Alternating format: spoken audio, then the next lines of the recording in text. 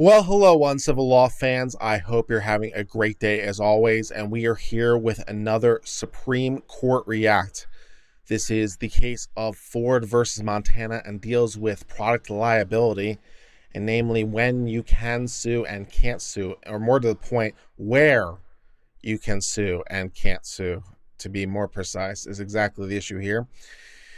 Because what happened basically, long story short, is a guy bought a Ford car used. He got the car had a problem that caused the car to malfunction in Montana. But here's the operative facts that make things interesting. He didn't buy the car in Montana. The car wasn't sold by Ford in Montana. It wasn't made in Montana. Ford is not located in Montana. The corporate entity of Ford is not located in Montana. Now, Ford certainly has dealerships in Montana. They certainly sell cars in Montana. And if you know anything about the finer points of sales tax law, they sell more Fords in Montana than you might otherwise expect.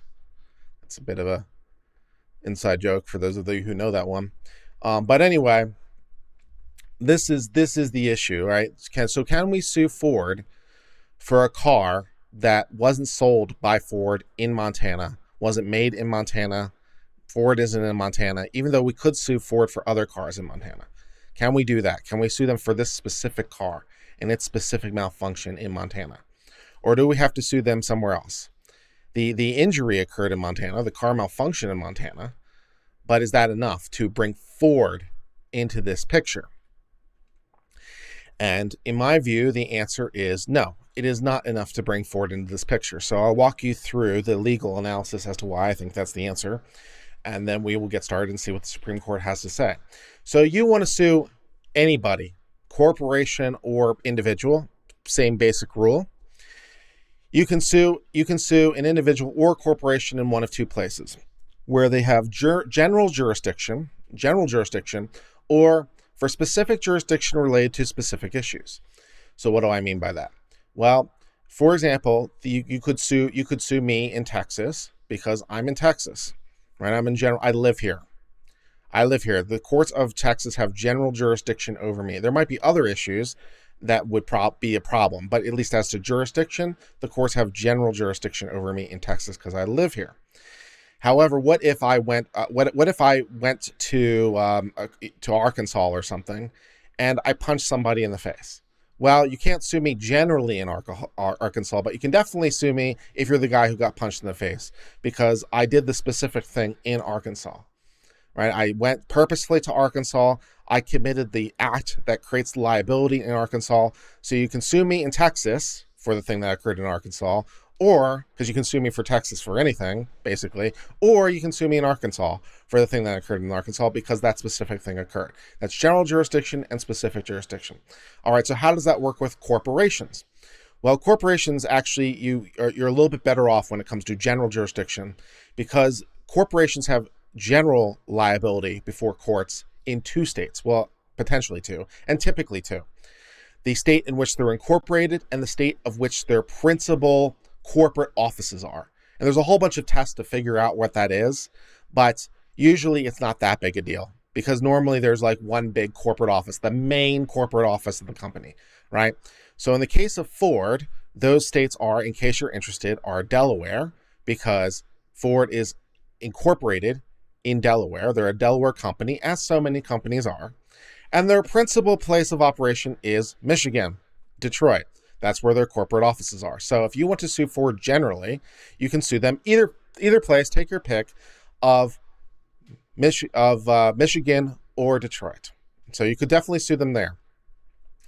If Ford had made this car or sold this car or done something in Montana with respect to this car, you could definitely sue them in Montana for that because they did something with respect to this particular car in the forum state.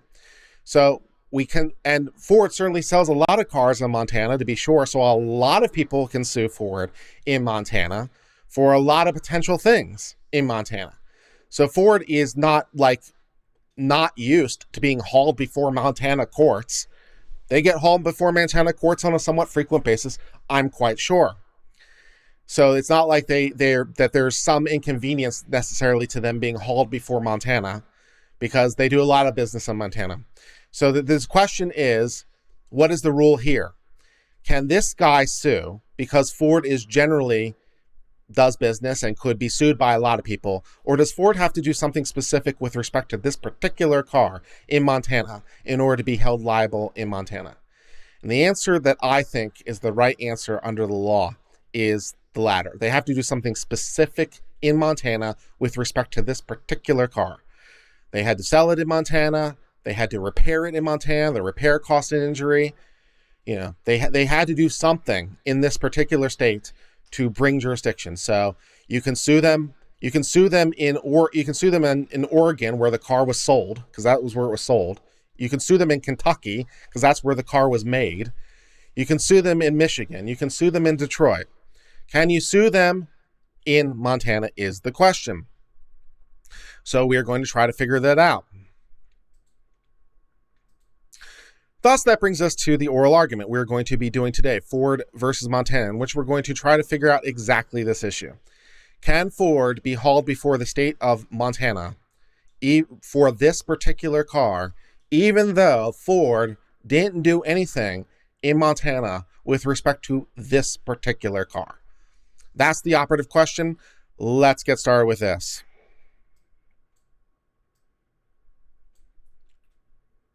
We'll hear argument next in case 19368, Ford Motor Company versus Montana 8th Judicial District Court, and the consolidated case. Mr. Murata? Thank you, Mr. Chief Justice, and may it please the Court. Specific jurisdiction requires that the defendant have engaged in suit-related conduct in the forum state, or that it have engaged in conduct relevant to the plaintiff's claims in the forum state. If those requirements mean anything, it is that the defendant's forum state conduct must be at least a but-for cause of the plaintiff's claim. Conduct that does not cause a claim is, by definition, irrelevant to the plaintiff's claim. The claims would be the same with or without the conduct. And once the court accepts but-for causation as the minimum, proximate causation follows. A proximate cause standard recognizes that there are some but-for causes that are too attenuated to be a legal cause of the plaintiff's claims and keeps those distinct causes from creating jurisdiction. An approximate cause standard lines up with this court's cases since International Shoe and the principles of federalism, fairness, predictability, and administrability that have long governed this court's analysis. Respondent's primary argument that Ford is subject to jurisdiction in Minnesota and Montana because it carried on similar, unrelated business there is the same argument this court rejected in Bristol-Myers Squibb. All that respondents add is that they are forum residents injured in the forum states. But the court rejected that argument in Walden when it explained that an injury is, quote, jurisdictionally relevant only insofar as it shows the defendant has formed a contact with the forum state. And no one claims that respondents' forum state injuries show that Ford has formed contacts with Montana and Minnesota. The vehicles were brought to the forums through the unilateral actions of third parties, and respondents would have been injured wherever they happened to be when the vehicles crashed. In the end, respondents press heavily on the notion that Montana and Minnesota have an interest in providing a forum to their injured residents. But that runs afoul of this court's cardinal rule that the Due Process Clause protects defendants, not plaintiffs, and not forum states. The decisions below should be reversed. And that's kind of exactly where I think this issue lines up, right? Ford didn't do anything here in Montana. They didn't do anything in Montana. If Ford did not exist in Montana for some reason, if Ford just decided not to do business in Montana at all, which I suppose is an option, right? It would have been exactly the same either way, because Ford didn't do anything in this particular car. So Ford could choose to Ford being in business or not being in business in Montana, so Ford says, is completely irrelevant because it wouldn't matter either way. If Ford decided not to do business in Montana, the guy would have presumably still bought the car, still drove it through Montana, still had the problem, and so forth and so on, right? So Ford didn't do anything with respect to this particular car. And as he points out, there is case law on this. And just because they do similar kinds of business in this state, they didn't do this business in the state. So how do they bring themselves before the authority of the forum state with respect to this particular car? Yeah. Mr. Barada, Ford advertises in all 50 states, right? It does advertise and market its vehicles to some extent in all 50 states, yes. Right. So if somebody is in an accident and they think the vehicle might have had something to do with it, is it enough under your theory for them to say, one reason I bought a Ford was because I saw one of their ads and I was persuaded that they made good cars? I think that would satisfy but-for causation, Mr. Chief Justice, because the purposeful availment through marketing is in the but-for chain. It may not satisfy proximate causation depending on the nature of the claim. So I like this answer quite a lot, and we need to discuss some basics here on basic tort law, right? So you have two different kinds of causation when you're looking to a tort.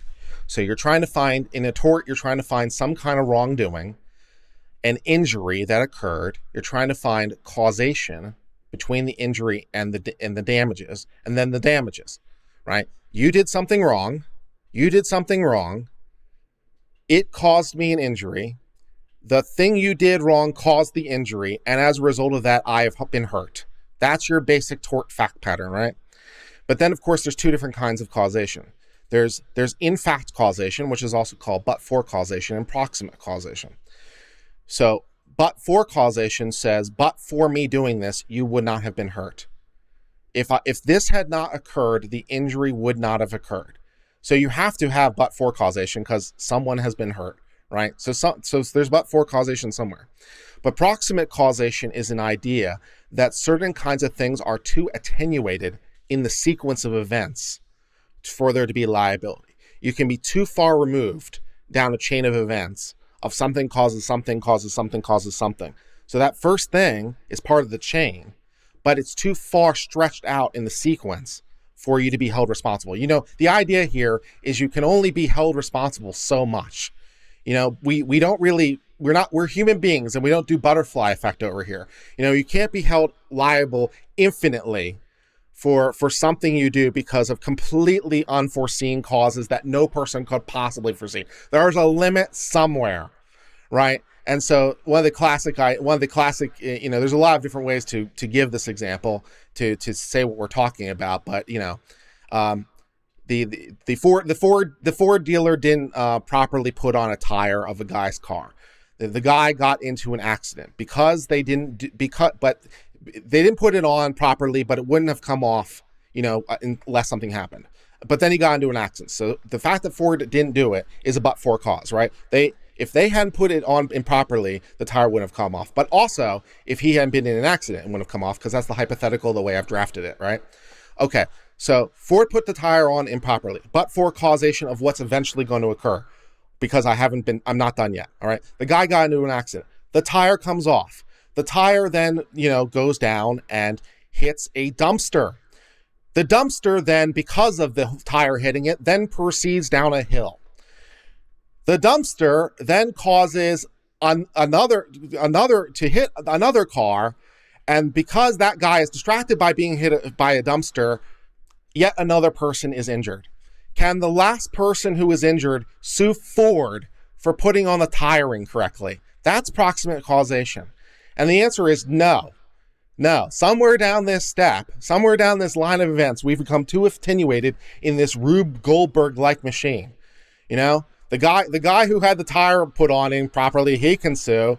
You know, the dumpster guy, maybe he can sue. Maybe the one the dumpster hit. But by the time the other car is hitting another car because of the dumpster, because of the tire, because of the improperly put on tire, we are way too down the sequence of events to that to count. So we have to have both things. So what he's saying here is, well, if because I saw a Ford ad that said Fords are great, I decided to buy a Ford, that would be a but-for cause. Had I not seen that ad in this hypothetical universe, because we're declaring what's true.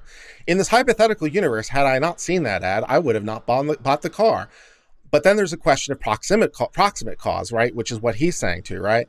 Because it's like, well, yeah, because you didn't buy the car, maybe, but then like what actually happened in the end, right? You wouldn't have bought the car, but If the guy, because of the car, because of the thing, yeah, it's like our advertising that Fords are great can only extend so far. That's all about proximate cause. So hopefully that example was helpful.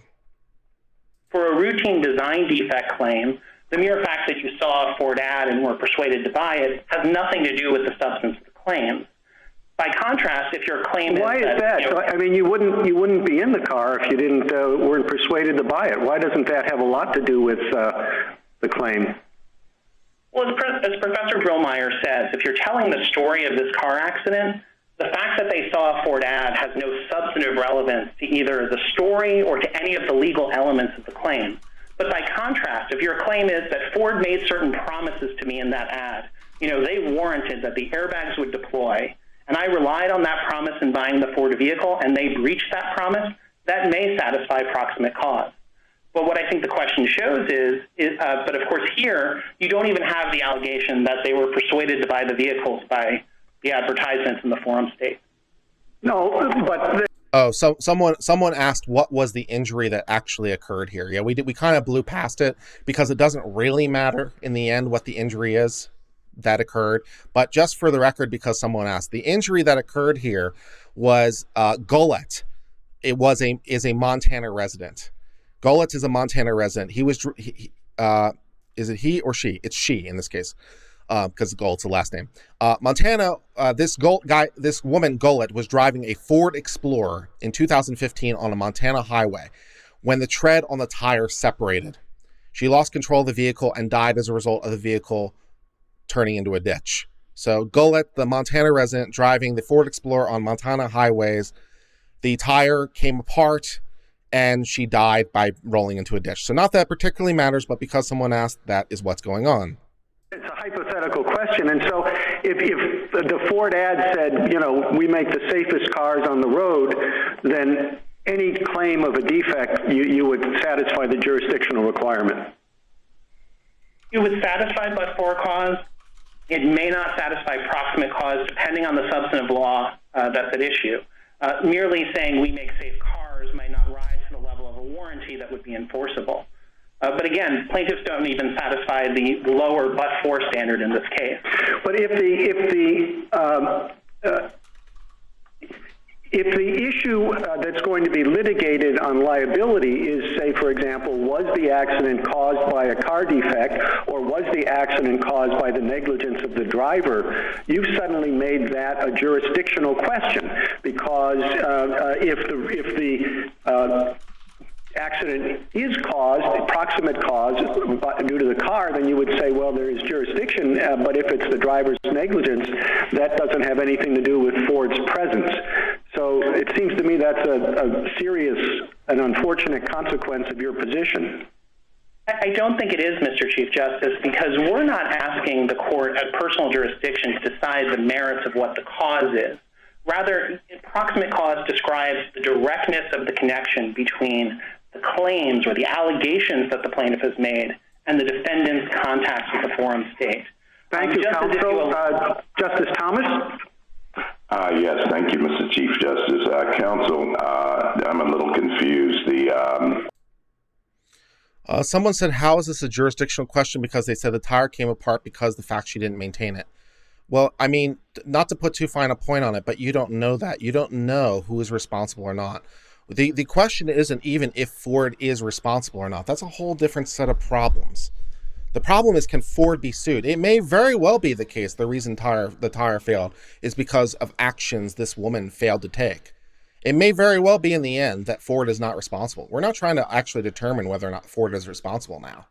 That's not the issue we're trying to solve, whether or not Ford is responsible. The question is, can we sue Ford?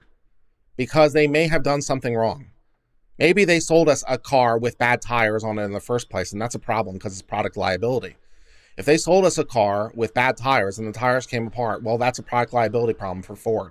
And also, incidentally, the people who made the tires, either one will be fine. There's case law on that. So, but whether or not they're responsible is a whole other set of problems. The question is, can we sue them to find out? Can we sue Ford here to even find out the answer to that question?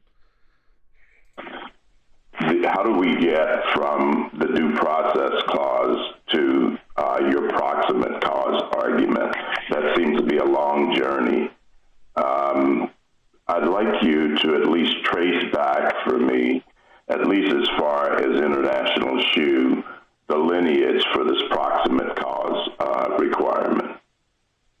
Certainly, Justice Thomas. So Worldwide Volkswagen itself says that the international shoe framework is consistent with the original understanding of the Constitution and of the 14th Amendment. So then when you look back to international shoe, is that the specific jurisdiction is that you engage in certain conduct in the forum, and then you create obligations through that conduct, and then you can be sued for claims that arise out of that conduct. So that's the base of but-for causation. But as the lower courts have recognized, if your base is only but-for causation, you could have, for instance, the fact that the designer, went to high school in a certain state is in the but-for chain of causation in some sense. So all that proximate causation does is it takes those attenuated but-for causes out of the analysis to prevent that absurdity, and that's how you trace it through. Well, that's still a bit confusing to me, but let me ask you just a practical question. Let's say that, first of all, Ford in the United States is fairly ubiquitous. So if I'm in a city like Bristol, Tennessee, and I notice on the internet that there is a used Ford Raptor available for sale at a great price and great condition in Roanoke, Virginia. So I drive to Roanoke, I buy it, I keep it a while, but somehow it fails, and we could add the facts from these two cases to that. It fails. Can the resident of Tennessee who lives in Tennessee and wrecked the car or had the accident in Tennessee sue Ford in Tennessee? I think it would depend how you came to your awareness that there's a good value in Roanoke. If somehow Ford connected you to that through the inventory of a used car dealer, perhaps. But if it's just that you saw on the internet through, a classified ad that there's a great value across the state line, the answer is no, because that's the action of third parties that can't be imputed back. Oh, I understand. I'm just trying to figure out the sense of this. If I bought the Raptor in Bristol, Tennessee, could I sue Ford in Bristol? Under the same circumstances, I saw the exact same ad, but it was Bristol, Tennessee. If you bought it from, just a private party, no. If you purchased it new from your local Ford dealer, yes. Thank you. Justice Breyer? Why isn't there general jurisdiction here? That's just a preliminary. There's no general jurisdiction. It's been conceded there's no general jurisdiction because Ford is not at home in Minnesota or Montana. It's not incorporated there, and it's not headquartered there. All right. So the whole point of this whole doctrine, I take it, is not to put a defendant to the trouble of going to a different state where it's really unfair. I mean, unfairness underlies all these cases. And here, they did send the car in. Maybe they didn't know it would get there. Maybe there is no causal connection. But they do a lot of business with the same cars there. And so since they do a lot of business with the same kinds of cars there, they have to be prepared to defend against this kind of suit. So what's unfair about it?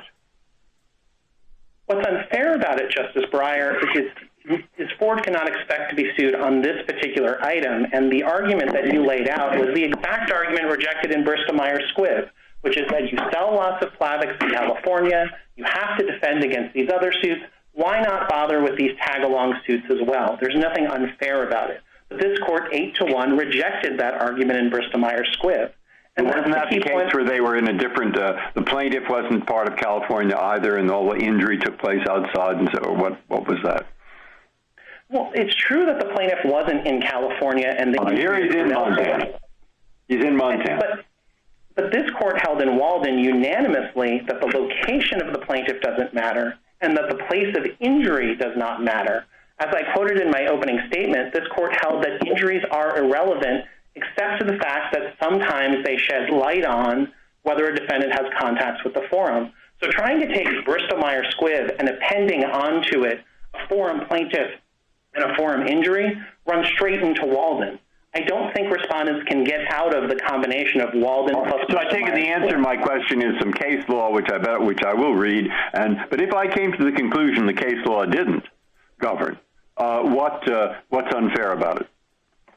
Well, I think what's unfair about it is that Ford has to be subject to the rulings of Montana and Minnesota judges, be subject to the verdicts of Montana and Minnesota juries, be subject to the Montana and Minnesota rules of evidence and procedure. And even if you don't think that's a significant burden on Ford, because Ford's a big company, the rule you'll announce in this case applies to much smaller manufacturers. It applies to regional manufacturers who are perhaps thinking about expanding into a new market. So in crafting the rule today, you shouldn't just look at the Fords of the world. Consider the smaller manufacturers who don't have the kind of national presence. I thought that the other side says, no, we're talking about a case where the defendant does a lot of business of the same kind in the state. Just not this car, but a lot of other similar cars. But if Bristol-Myers Squibb means anything, Justice Breyer, it's that there's no sliding scale. You can't just say, well, if there's a lot of business, there has to be less relatedness, because that is the exact holding of Bristol-Myers Squibb. So Thank you, counsel. Yeah, so in the prior case law, there's no like sliding scale of like, well, because you did more business or less, it has to be more or less related to what you did. That's not how this works. This is an on-off switch, basically. Yeah, so this is an on-off switch, basically. Excellent, that actually worked. Sweet. Nate gives me $5. Long arm statutes. Thought a kid who thought long arm statutes, lol. Thank you, Nate, for giving me a super chat. That actually worked. That it displayed on screen. Excellent. I appreciate it. Thank you very, very much. Yeah, I was wondering if that was going to work or not. So, anyways, yeah, that's the issues. Let's go back. Let me pick up on a hypothetical that you have in your reply brief. I'll modify it slightly for purposes of simplicity. So suppose a product is sold in a particular state where the manufacturer advertises this product as a very safe product. A person purchases it and is injured by the product.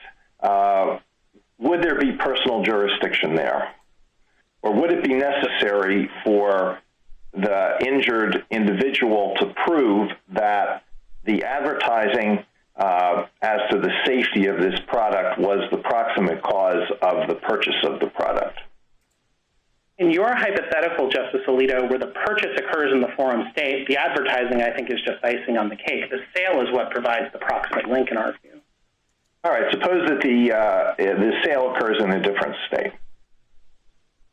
In that particular instance, I think I don't want the court to get hung up on the phrase proximate cause because it carries with it certain weight from the merits inquiry. All we're saying is that it has to be a sufficiently direct cause of it.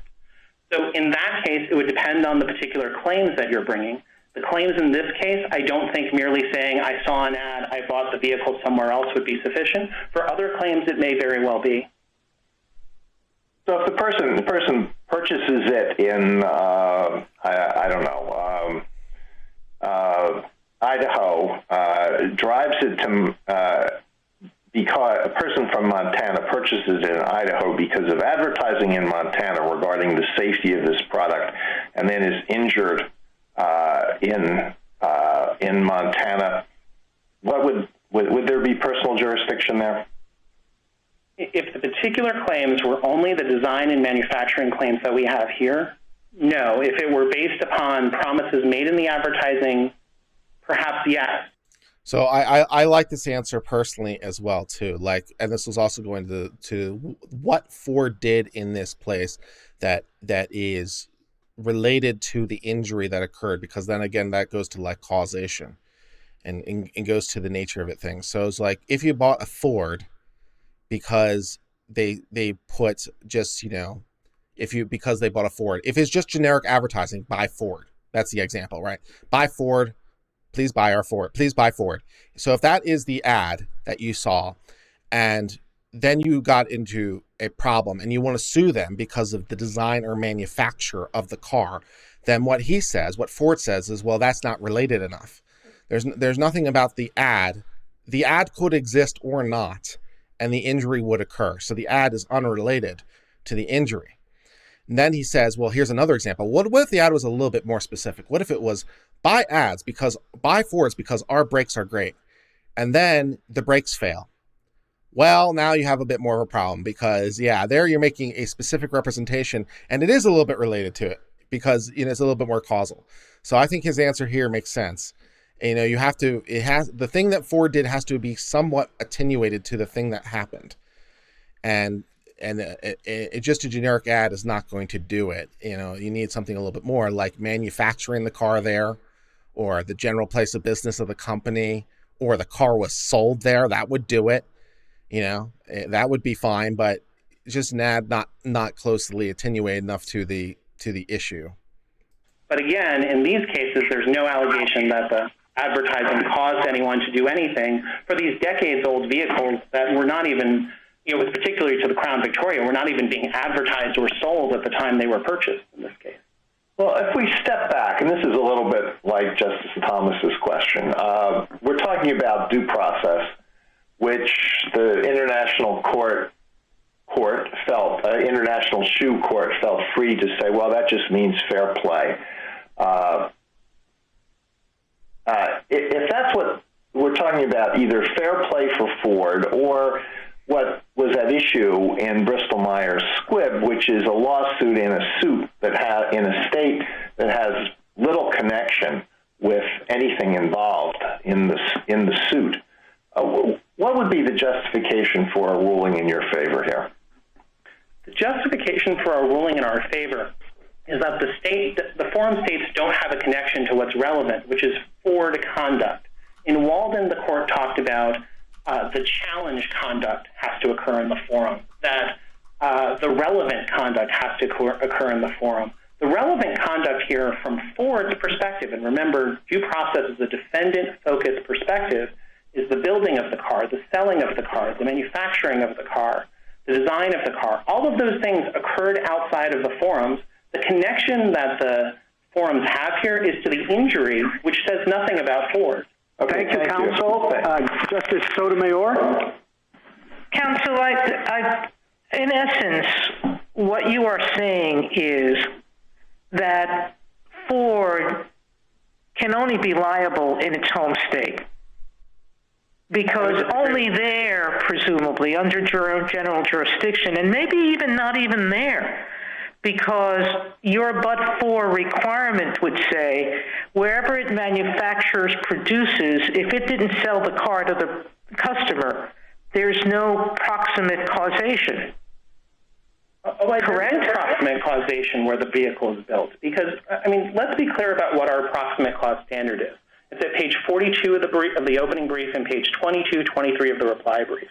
It's that the operative facts of the controversy arise from the defendant's contacts with the state, or the defendant's in-state conduct form an important or at least material element of proof in the plaintiff's case. So the place where the vehicle is designed is an element of proof in the case.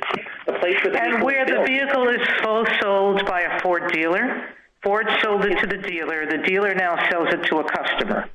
Does that also an element of proof? Is also an element of proof of the plaintiff's case because one of the elements of a product defect claim is that the manufacturer introduced the article into commerce and that the vehicle has not changed condition since that first sale. All right. Yeah, so on standard product liability, as long as it hasn't changed, so if it fails because of something that someone else did or a part that someone else changed or whatever, obviously that's a problem. But if it failed because of what the original manufacturer did or did not do, then they're liable through that chain. Because the proximate cause there is not attenuated by the number of hands it went through. Because it's the same product, right? So the thing that Ford did or didn't do was done at the point of that first sale, right? And so no matter how many hands it goes through after that point, as long as it's something Ford did, then they're suable by the 10th consumer. They're consumable by the 20th consumer down the line because what they did caused the injury, and it's directly attributable to exactly what they did because the car has not been changed in a material way since that first sale. That's the premise. And this would go through all kinds of products. This would go through all kinds of used products. If someone changes something about the product and it fails, well, obviously the manufacturer's not responsible for that. They didn't cause the thing. But if it's if this thing they created on day zero it was defective because of something they did, they're liable for that that problem potentially through all of time. So that's product liability for you. It can be very, very strict. So let's assume that a Ford vehicle was designed in Michigan, manufactured in Kentucky, sold to a dealership in Kansas City, Missouri, but purchased by a resident of Kansas City. They saw a Ford advertisement in TV.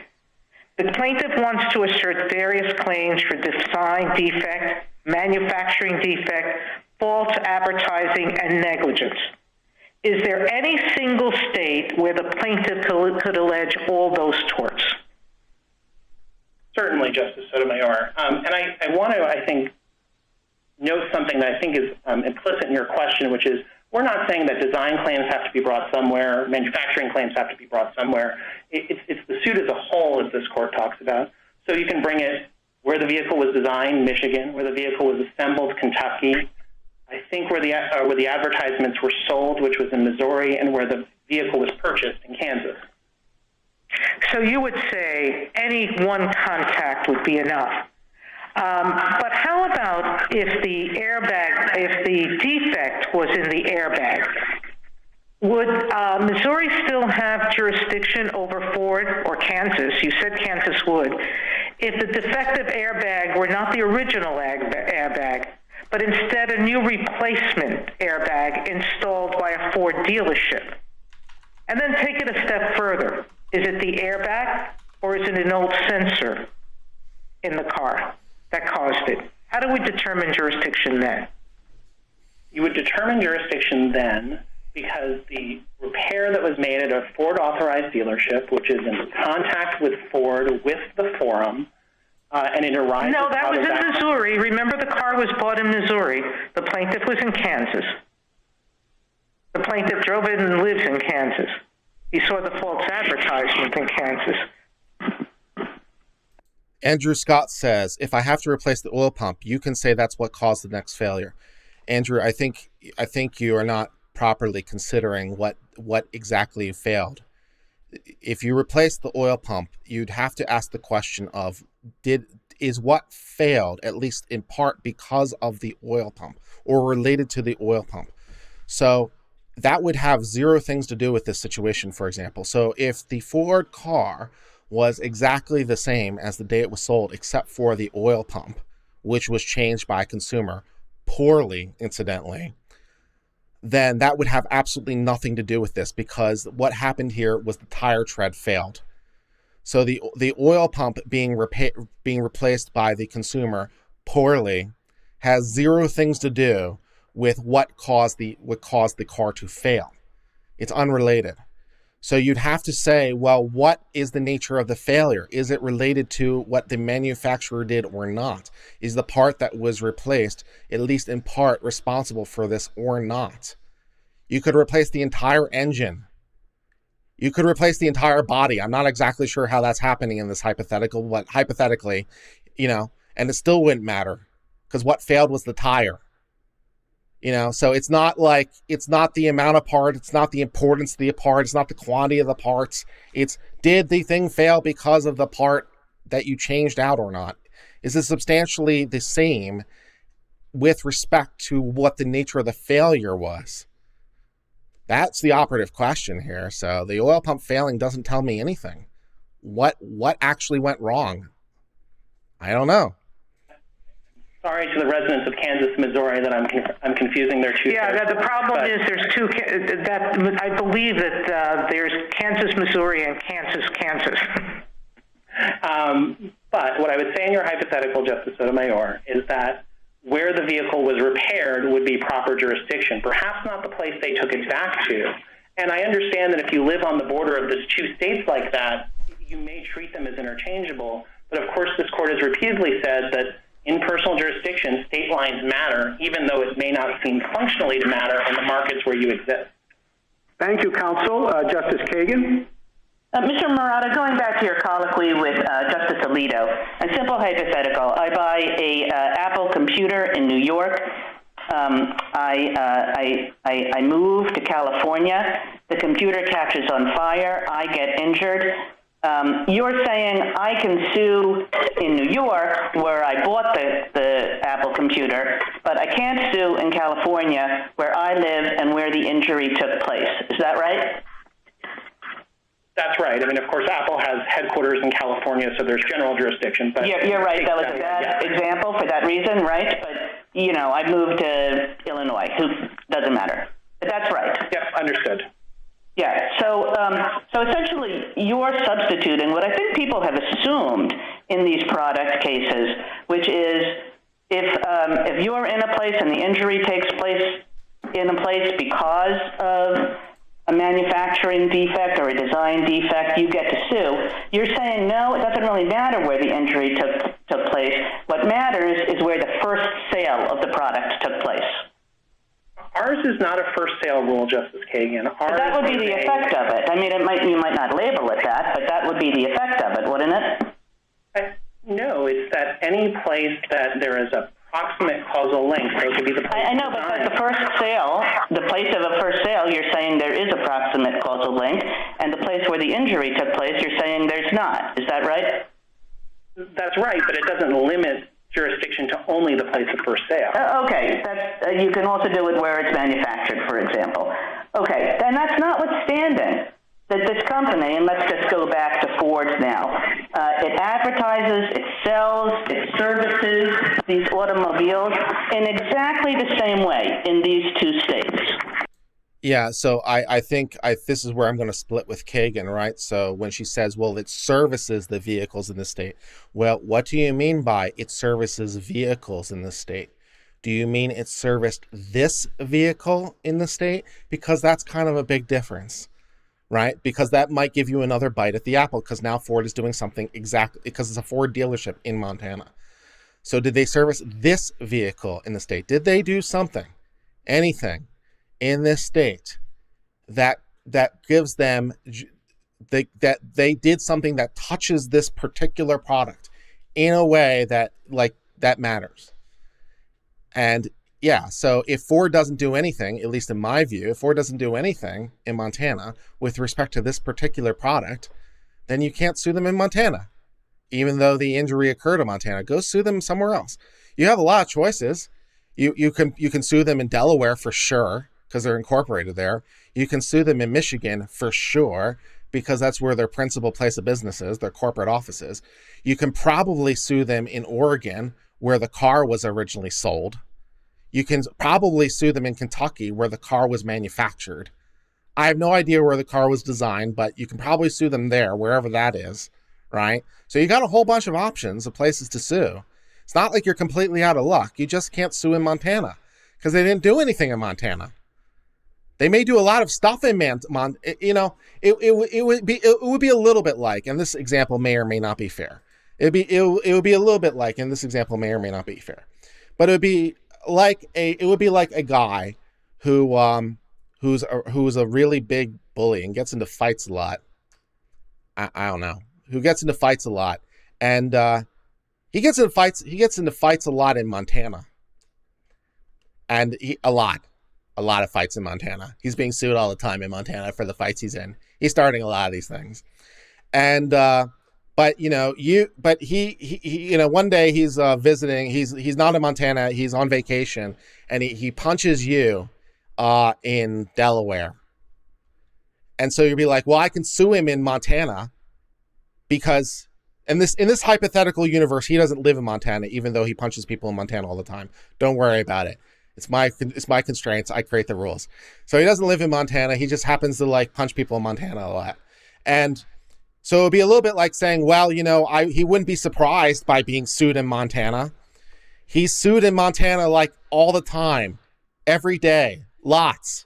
He is known on a better than first name basis to everyone. The lowliest court personnel knows his dog's birthday, that kind of thing, right? But so he's used to being hauled in these courts. But what did he do to you in Montana? Nothing. You know? So you can go sue them in Delaware.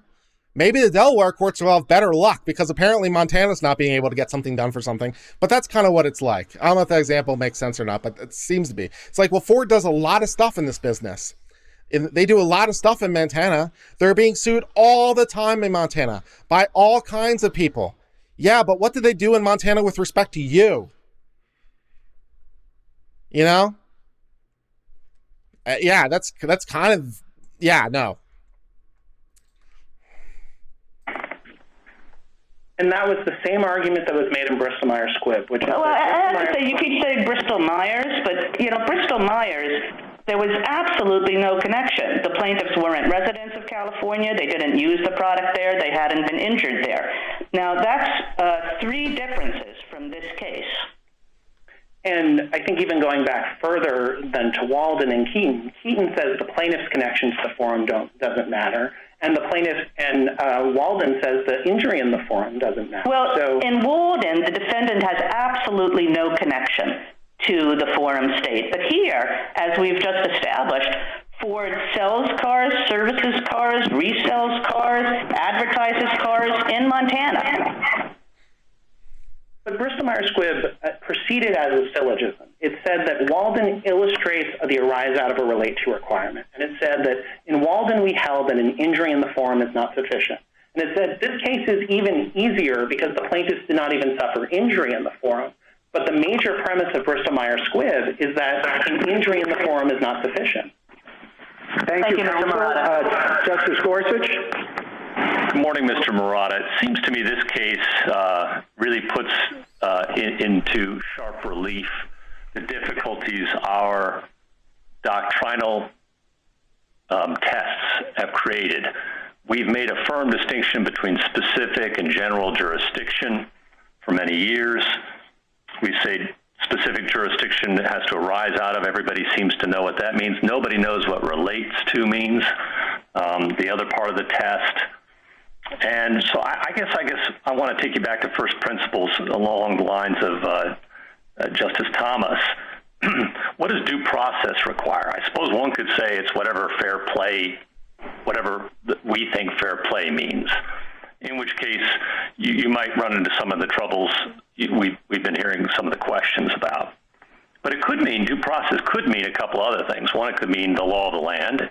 Are you being hailed into a court in accordance with the law of the land? And surely that's met here. The state long-arm statute, no one contests that it reaches you. Or it might mean that, as originally understood, the due process clause and the ideas behind the due process would not have allowed a defendant to be hailed into court in these kinds of circumstances. I didn't see a lot in the briefs addressing that question. So it's really something I wanted to ask you and your. Adam K. says, so if I buy something in New York, it gets shipped to me in California, it's defective and hurt me. I then have to travel back to New York to get restitution. Seems backward. Well, here's my question. Who shipped it to you in California? Who shipped it to you? That might make a difference because it wasn't specified in your hypothetical. You say you bought it in New York and it was shipped to you in California. By whom? If it was shipped to you by the people who made it or the people you bought it from, that might be enough because they have done a concrete act in California, namely the mailing of the thing. If, however, you bought it from the store and then walked over across the street to your local UPS dealer and then mailed it to yourself, then yeah, that would be the logical chain. They didn't do anything in California. This mom and pop store in New York, this mom and pop store in New York didn't do anything in California. How can you haul them before a California court? They didn't do anything. They don't have business there. They had no idea you were going to send it to California. You just came in their store and you bought a thing. How can they be responsible in a state which presumably they've never been in? They've never done anything. And can it really be different because they do lots of stuff in California, but nothing concerning you? This is all about you, right? So if they don't do anything in California, that doesn't make sense. But what if they do a lot of stuff in California, but they didn't do anything with respect to you? How's that fair? They didn't do anything to cause your injury in California. They may be causing lots of other injuries in California. Lots of other people might have causes of action. But how do you have a cause of action? What did they do to you in California? And when we're thinking about fundamental fairness, we're thinking about it to the defendant, right? Because you have to be able to, we're talking about suing somebody. What's fair to them, right? Where can you be hauled? Because you want to sue someone, you want to haul somebody before the authority of the court. You want to haul somebody before the authority of the court.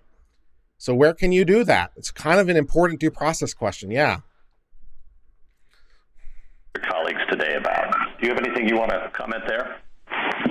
Sure, Your Honor. There is certainly a wide originalist, I think, new view on personal jurisdiction. So Professor Sachs that essentially says that Pennoyer versus Neff was correctly decided. Of course, respondents are not urging a return to Pennoyer versus Neff. What this court has said in the past is that the international shoe framework is consistent with the original understanding of the 14th Amendment. And so when you apply the international shoe framework, what the first principle is what distinguishes general from specific jurisdiction. Specific jurisdiction is you go into a state and you perform certain acts. You are then liable for claims that arise out of those acts. That's right. The forum states are seeking to hold Ford liable for acts of manufacturer, of design. Yeah, this is 100% right as far as I'm concerned. Ford has it 100% right on the money as far as I'm concerned. This is exactly right. What is the difference between general jurisdiction and specific jurisdiction? That's exactly right. General jurisdiction means I can be sued in general for anything because it's the state in which I live. It's the state in which is my home. I am subject to the courts for all purposes in the state in which I reside. That's true for a person. That's true for a company. And companies usually two states because usually it's both the state of incorporation and the state of their principal place of business, their corporate offices. So that's general jurisdiction. I can sue you for anything there because that's where you live. Specific jurisdiction is you go into a state and you perform acts, specific acts in that state. If you do, you're liable potentially for claims that arise out of those acts. Those acts, not other acts. What did you do in this state? What did you do in this state that is giving rise to a claim? And in this case with Ford, the answer is nothing. Ford did nothing in Montana with respect to any acts that would cause liability for these particular claims. Go sue them in Michigan, go sue them in Detroit, maybe Oregon, maybe Kentucky, maybe wherever it's designed, but not Montana. I think this is 100% right on the money. And of sale that occurred in other states. Remember, if Ford had done nothing in Montana and Minnesota in these cases, the claims are exactly the same as they are before you. And that's the key difference. Thank you. I think it all. Justice Kavanaugh? Thank you, Chief Justice, and good morning, Mr. Murata. Ford litigates lots of cases in Minnesota and Montana. Why doesn't it want to litigate these cases in Minnesota and Montana? Well, I think in part Ford wants cases to go back to where they should be decided. And of course, Montana and Minnesota have particular judges, have particular juries, have particular evidentiary rules. There may be some cases where Ford would otherwise waive an available personal jurisdiction defense, but that's an option that's up to Ford and to the defendant. And the fact that Ford may, litigate in these forums anyway, think of the smaller manufacturers who sell minimal amounts of products in the forum, who may have never litigated a product case there before. The rule you announced today is going to apply to those manufacturers too, and should, I think, be equal, if not greater, in your consideration. If we look at, there have been a lot of questions about our precedent, but the sentence from Worldwide Volkswagen, and you're familiar with the sentence on 297 and 298 of Worldwide Volkswagen. I guess it ends at the bottom of 297. If we follow that sentence, you lose, correct? I don't think so, Justice Kavanaugh, because that sentence was about purposeful availment. You have to put that sentence in context.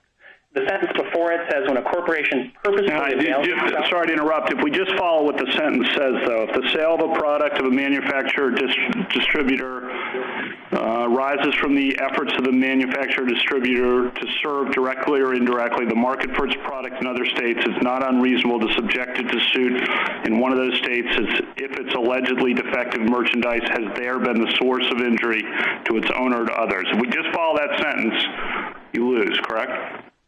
I don't think so, Justice Kavanaugh, because it's unclear and I think ambiguous from the sentence whether the court is referring to a sale of the product in that forum or a sale of the product in another forum. And of course, the issue that we're talking about today wasn't before the court in Worldwide Volkswagen because Audi and Volkswagen hadn't contested personal jurisdiction in this court. That sentence has been quoted in other cases and has formed the basis for, it's been quoted in several other cases, correct? Aspects of that paragraph have been, Burger King talks about the sentence after, which is the personal jurisdiction over a corporation that delivers the product, which I think again creates that ambiguity. And Keaton again talks about, I think, that same sentence. So the sentence about Audi and Volkswagen has really never else popped up in this court's cases, just the sentences around it. Thank you. Thank you, counsel. You want a minute to wrap up? Thank you, Mr. Chief Justice. 2 points I'll make. The first is that many of the questions I've gotten today have talked about the alleged problems with a proximate cause test. But what the lower courts have emphasized is that but-for causation is at least the minimum, and all this court has to decide to resolve these cases, as happened in the 10th Circuit with then Judge Gorsuch, is you have to hold it's just some causal standard, and you can leave for another day whether it's proximate cause or some other degree of causation. And the second is to take it back to the first principle. It's that Ford should only be held to account for things it did in the forum state that are challenged by the suit. And here, Ford did not do anything in these forum states that is challenged by respondent suits. If the conduct didn't happen, the claims are the same. And that's how you know it's irrelevant forum conduct, which cannot be the basis of specific jurisdiction. Thank you. Thank you, counsel. Mr. Gupta? Mr. Chief Justice, and may it please the court. This court has never read the Due Process Clause to deprive the states of their sovereign... Sorry, there was a technical problem there for a second, so I was going to pause between breaks, and there wasn't a break in the audio, so I was a little confused there for a second where we were. So we'll just move off that and just do full screen a little bit and answer some questions. Internet commentator says, can you review the types of jurisdiction again? Subject matter, personal, general, specific, whatever else I'm missing. Well, I don't know if I'm going to cover all of them, but I'll cover the ones you at least asked for. So subject matter jurisdiction basically says, is this a proper subject in this particular court? Now, most of the time that's not a problem because especially in like state courts, okay, yeah, normally it's not a problem. It does pop up. It doesn't pop off that often. It does pop off occasionally. But, most of the things that you're going to be suing for, you're going to be suing in the state court.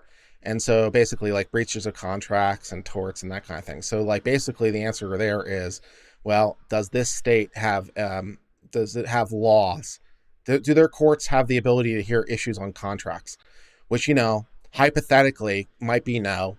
There might be some court somewhere in some state. There might be some court that says we don't like contracts anymore. And putting aside the contracts clause of the Constitution and some full faith and credit problems that are going to emerge, let's just ignore that all for the moment.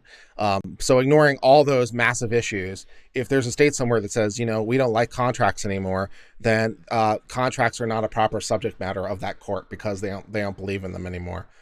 Yeah, so it has to be a proper subject for this particular court to hear. A slightly better example of this might be bankruptcy, because all bankruptcies are heard by federal court. If you go to a state court and say, I want to file my bankruptcy petition, you're going to have a bad time. You can't do that. The state courts do not have a subject matter jurisdiction over bankruptcy. Go to the bankruptcy court, which is federal. In terms of personal jurisdiction, I think the right way to think about this is also just general and specific. Normally you think about personal jurisdiction versus corporate jurisdiction, but I think it's a little bit easier just to consolidate them because it basically comes out the same. So if you think about personal jurisdiction, you can think about it in general and specific. And to put it into a personal context, general jurisdiction would be the state in which you live, your place of domicile. If we want to be really fancy about it, your place of domicile. And then specific jurisdiction would be like other places to the extent that you've done specific things. So hopefully that was helpful. Yeah, Kavanaugh's points same good, and I thought Ford's rebuttal was also pretty good. Yeah, so Aluminum Tech said, "Do we know if Worldwide Volkswagen International Shoe are prior cases?" We sure do. Yeah, Worldwide Volkswagen is definitely a prior case in this area, and International Shoe may be the most famous case in this area. Yeah, it's definitely something every law student reads. International Shoe. Yeah, just go up to a law student and say International Shoe. They'll know exactly what you're talking about. But yeah, basically that's the one that kind of defined the long arm statutes. So again, the courts have to say, well, here are the cases we want to hear. And that was the case that pretty much established the limit of that. And then every court, of course, went right to the limit. So yeah, that International Shoe is definitely a prior case. It's probably the most famous case in this domain. If a citizen that lives in Montana comes to Kansas, punch me, but escapes to Montana, how does personal jurisdiction apply? That in criminal law. Well, in criminal law, you can only get criminal jurisdiction in a state where at least one act of the crime occurred in the state. So in this hypothetical where the entire crime is punching somebody in the face, then no, you can't get, we're talking about civil law, not criminal law. You can't go to Montana and prosecute them criminally. When we're talking about these issues, we're talking about civil, not criminal law. Criminal law, again, would be, well, it's going to be basically where you committed the crime. There's not really a concept of general jurisdiction in criminal law. That doesn't even really make sense. You can only really be held for like the stuff that you do or don't do, which is going to be act specific depending on where you are. Now, it's definitely possible that multiple states can have a piece of you because maybe it's the kind of crime where you committed portions of it in many different states. And usually the rule there is that every state gets a crack at you. So there's a problem there. But yeah. How do I feel the justices are leaning? I don't know.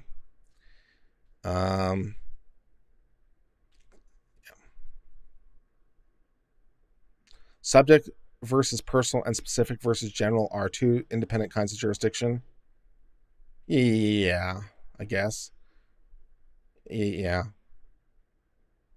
I mean, you'd also have specific jurisdiction over me in Texas for the things I do in Texas. It just wouldn't matter.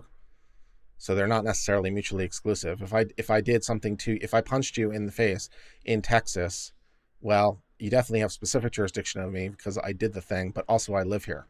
So you can have both at the same time. They're not necessarily mutually exclusive. Let's press on with the rest of the oral argument.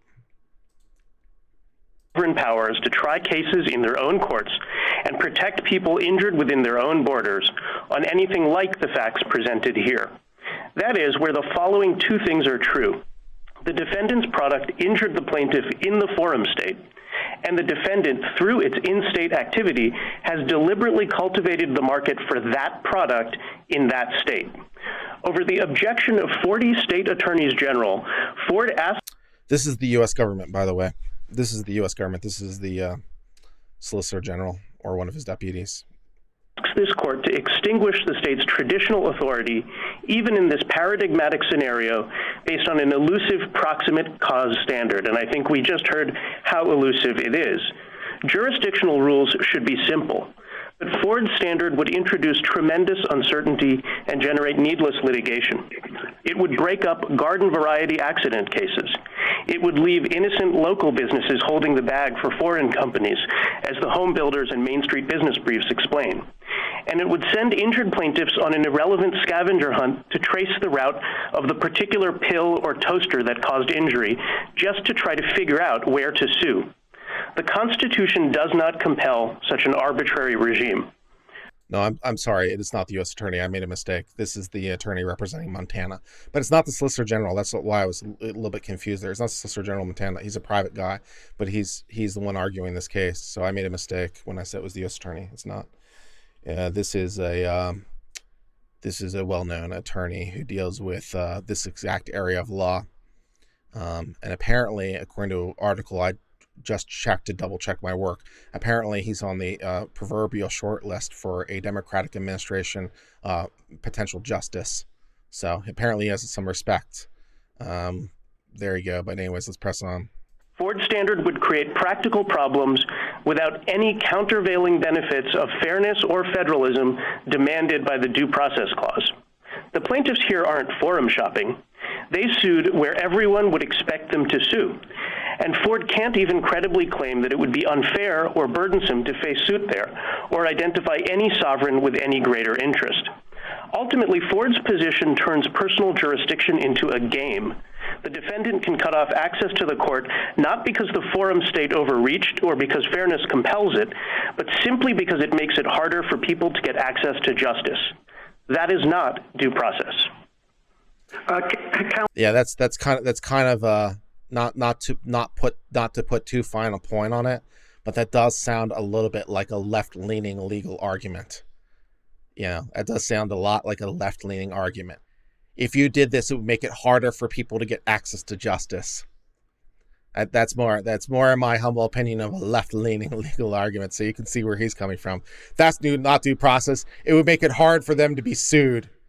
It would make it hard for people to get the justice they deserve. Nah. Counsel, one of your amici, the National Association of Home Builders, has a test that relies on the so-called stream of commerce theory, and I understand your theory to be different. Could you tell me what you understand that theory to be and exactly why yours is different? Yes, Mr. Chief Justice, I think that the stream of commerce test is answering a different question from the one that's presented here. The stream of commerce test tells you whether there is purposeful availment, whether there are the requisite contacts, and that theory relies on the idea that even if the defendant hasn't done what would subject it to suit in the forum otherwise, that the stream of commerce theory can supply the requisite contacts because the manufacturer has put the goods into the stream and they end up there, or depending on whether you accept Justice O'Connor's view, there's something else that has occurred. But here, purposeful availment is conceded.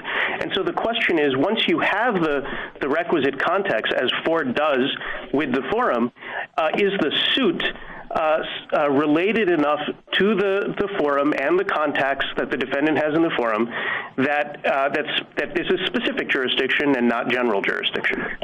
Counsel, let's say there's a retired guy in a small town up in Maine who carves decoys, and friends say, these are great, you ought to sell them on the internet, and so he gets a site on the internet and it has a little thing that links to it that says, buy my decoys. Can he be sued in any state if some harm arises from the decoy? Say it has lead paint or something.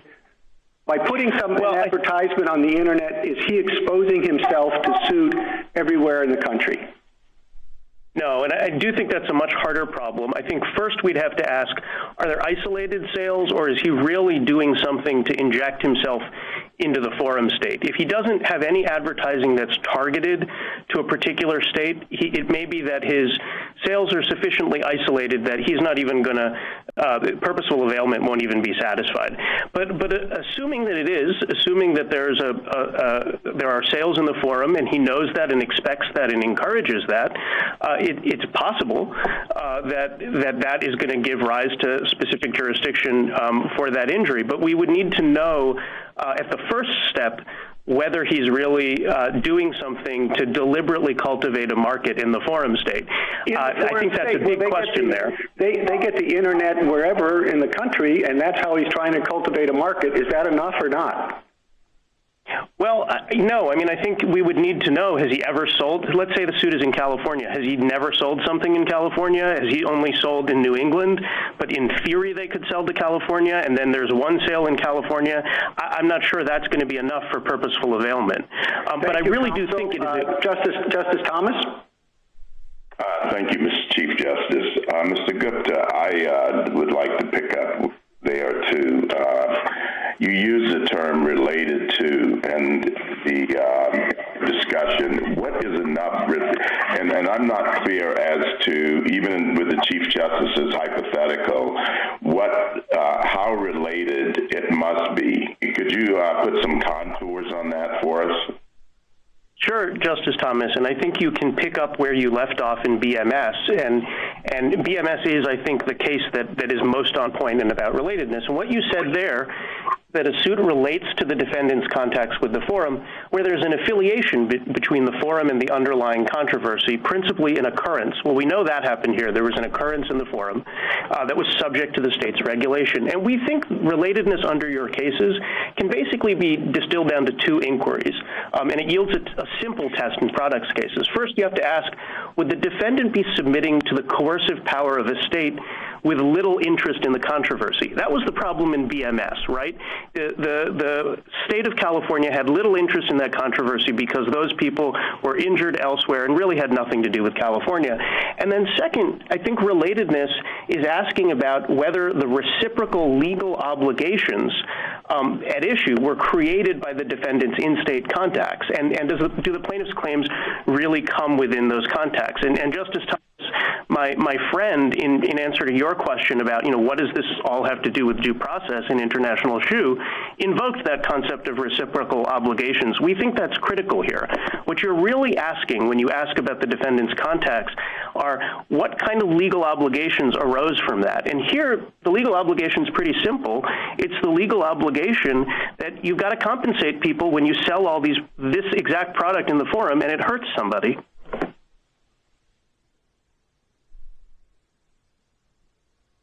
Thank you. Thank you. Justice Breyer? The other side, I think, is saying jurisdictional rules must be clear.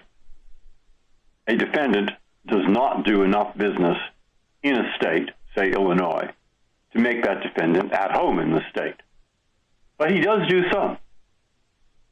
Now, he sells a product from Maine, let's say, take the hypothetical that the Chief Justice gave, and the person who bought it has never seen his advertising, though he advertises a lot. The person who bought it didn't use his dealer, though he even has some there. And you think, under those circumstances, he can bring his lawsuit. Is that right?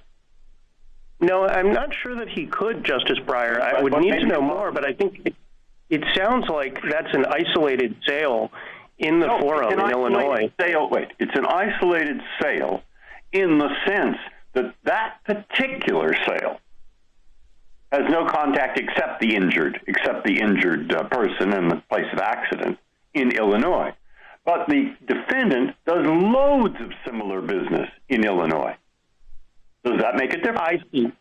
Yes, Justice Breyer, that does make a big difference. So that's what I thought. Now, the problem I think that the other side is saying is there is, well, how much business does he have to do? I mean, if John Deere has a defective lawnmower or John Deere has a defective harvester in Illinois, what if it sells 4 billion lawnmowers in Illinois but no harvesters? I mean, what kind of business? It's not enough to be at home there, but it is some. Right. Well, how much and under what circumstances? He said that's totally unclear. That's why they go to their rule. Well, Justice Breyer, let me try to give you some comfort on that, because I think if the fight here is over whose rule is more predictable and certain, I think we win hands down. Our test is pretty simple. It's always going to be possible to know whether the person was injured in the forum state. And then I think it's usually quite easy to figure out, was that exact product sold in the state? So in your example, if John Deere sells tractors, but it doesn't sell the harvester in Illinois, then that is not going to... I suppose we also have to have the related question of what exactly do we mean by the exact product? That's actually kind of a question here that's slightly open by his problem too. He says, well, if it's the exact product, so if it's combine harvesters and not lawnmowers or whatever the example was, then that's the exact product. But I'm like, but is it? Is it the exact product? What exactly do we mean by exact? How exact? Because, depending, at the end of the day, every product is to some degree unique. No two snowflakes. So what exactly do we mean by exact? If it's a Ford Bronco, every state that sells Ford Broncos in sufficient volume. What if there's a state somewhere that doesn't sell a lot of Ford Broncos? It's just not very popular there, but they do a lot of business in other Fords, which probably is not like the worst hypothetical ever. There's probably some states in which Ford doesn't do a particularly high amount of some car in their business. That sounds like a thing that's probably true. It's probably not evenly true that their business is even everywhere. So what if there's a state where, I don't know, Mustangs aren't very popular and they don't sell a lot of Mustangs? Can they be sued there because they don't sell Mustang? I mean, yeah, there's some problems here. He says his rule is clear. I don't know, man. I think the other side's rule is pretty clear, to be honest.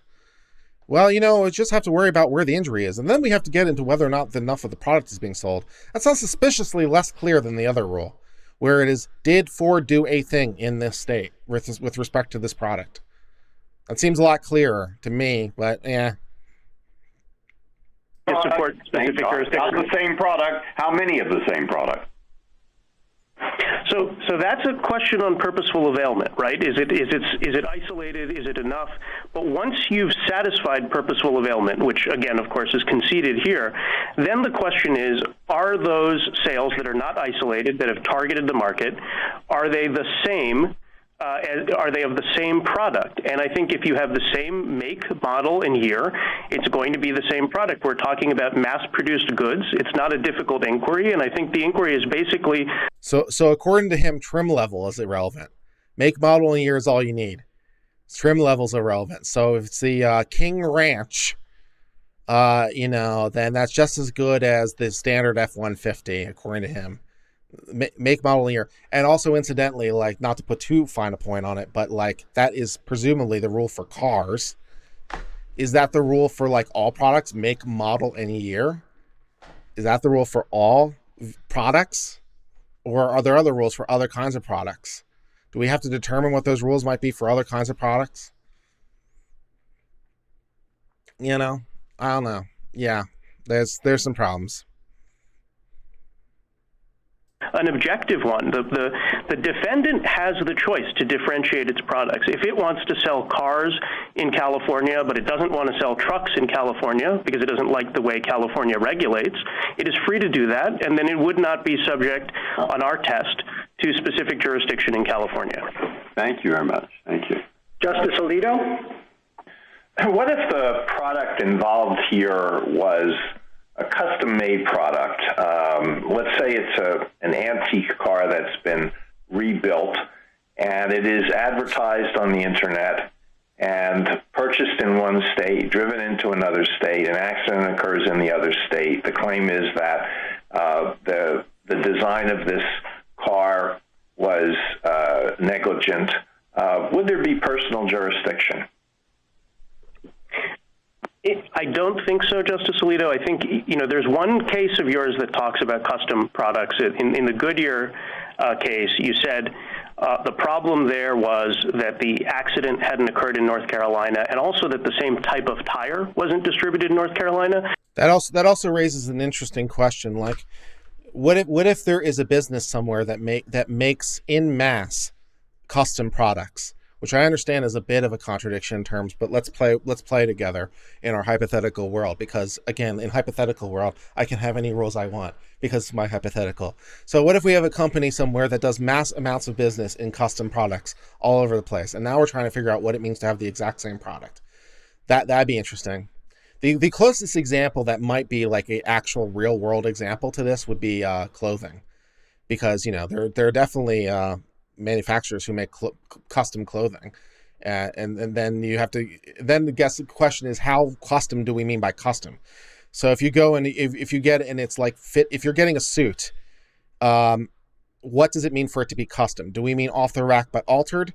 Do we mean that it was made to measure, or do we mean that it was truly bespoke? And then what do we do? And then what do we do? So yeah, there are problems with his rule. But there were custom deliveries of tires for concrete trucks and various other kinds of trucks there, and the court distinguished that. So I think when you have custom products that are designed, bespoke products designed for particular people, that cannot easily be assimilated into a test that it's designed for mass-produced products. All right, well, suppose it's not a custom product, and now we'll get to a hypothetical that's similar to the Chief Justice's. It is a product that is produced in somewhat limited quantities by a person in, let's say, Maine, but advertised on the internet. That's the only way anybody learns about it. and purchases are made over the internet. Someone purchases it in another state and is injured in that state. Would there be jurisdiction? Not unless the seller has deliberately targeted and cultivated a market in that forum. And that's not a relatedness question. That's a purposeful availment question. It's an antiquated question. It's the 1945 international shoe traveling salesman question. So we could perhaps decide this case within the contours of our existing cases, because there's nothing particularly 21st century about what happened here. But we're in a strange situation where we are not purporting to apply what due process was understood to mean when the 14th Amendment was adopted. We are applying a 1945 standard adopted by the court when it put on its fair play hat and said, this is fair play, as we understand the world in 1945. But the world in 2020... I love this, man. Justice Alito is busting the chops of the 1945 Supreme Court for not being sufficiently originalist. I love it. He's saying, well, you're trying to put on your liberal fair play hat, and look where we are now because you didn't want to obey the Constitution. Left-leaning 1945 Supreme Court. What have you brought us? Because you're trying to do what was fair rather than actually, interpret the Constitution as it existed. Look at what's become of us. It's completely different. So you may just say, well, decide this on the basis of your existing case law and not propose anything grander. But if you have a solution to the bigger problems that have been framed by some of the questions, it would be interesting to hear it.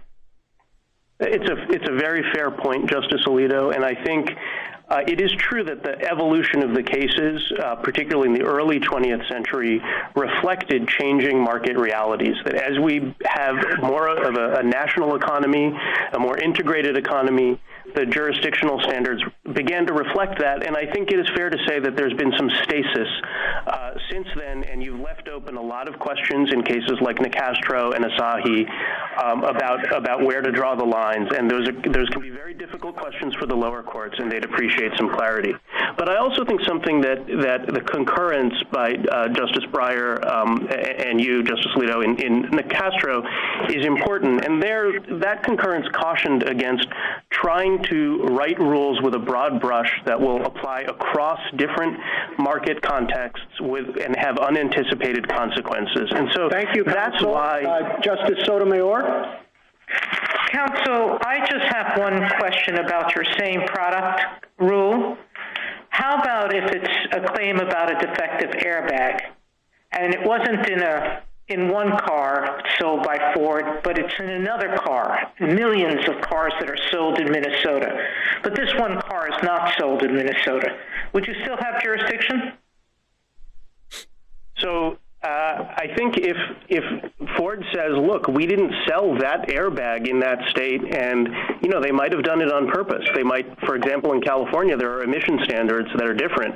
I think the defendant has the ability, at least on our test, the defendant has the ability not to sell that product in that forum. But it has to be objectively discernible to everyone that it's a different product.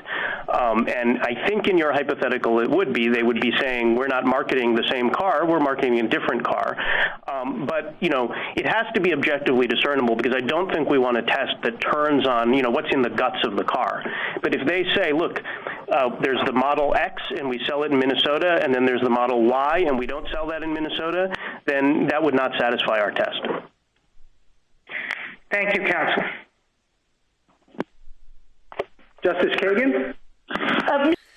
Absol Story of Fiction says in chat, also, no one likes to fly across the nation for a lawsuit, so I hope the internet is used by the court. Yeah, when you're asking that question, though, about no one likes to fly across the nation for the lawsuit, who's flying across the nation, right? That's part of the problem here, right? Because is the plaintiff having to fly across the nation to file, or is the defendant having to fly across the nation to defend? That's the kind of scenarios that we're talking about here, right? So, we have a product that was manufactured in New York, and the injury occurred in California. Without more, someone is flying across the country. Either the plaintiff is filing to New York to file this thing, or the defendant is filing to fly into California to defend this thing, right? So without more, without me telling you anything about who these parties are, whether one's a corporation or their sales or someone's flying. So when you say, well, no one wants to fly, it's like, well, someone's flying, and then we just have to figure out who's having to fly. It's like, should the defendant have to fly for every plaintiff who wants to sue them, or should the plaintiff have to file because we're concerned about the defendant being dragged into courts? Like, the plaintiff is the one initiating this too. Like, that's part of the issue, right? The plaintiff is the one initiating this. So the plaintiff is filing in any court that they can. So the plaintiff has already made the decision to bring themselves before whatever court, because they're the one that's bringing the lawsuit. So you don't really have that complaint as much, right? If you're the defendant, you get no choices, right? You get summoned and you're like, just show up on this date. And you're like, wait, what? And so that can be fundamentally unfair. So yeah, I think the proper way to look at this is from the point of view of the defendant, not for the least a reason that, I don't want to be hauled before the courts of Hawaii for no particular reason. I just pick Hawaii as an example because it's a state I've never been to. I should have to do something to be responsible to the courts of whatever. And, it's just not fundamentally fair to me. If someone wants to come sue me in Texas, well, I live here. So if they want to take the trouble, it's less unfair to me. So that's kind of, yeah.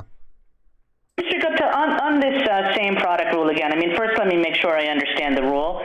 So if I'm Ford and I come up with a special kind of pickup truck and I decide really the market for this pickup truck is the southeast part of America and I only advertise it there and I only sell it there, then if somebody takes the pickup truck to Washington State and something happens, then you're saying I cannot sue you in Washington State. Is that right?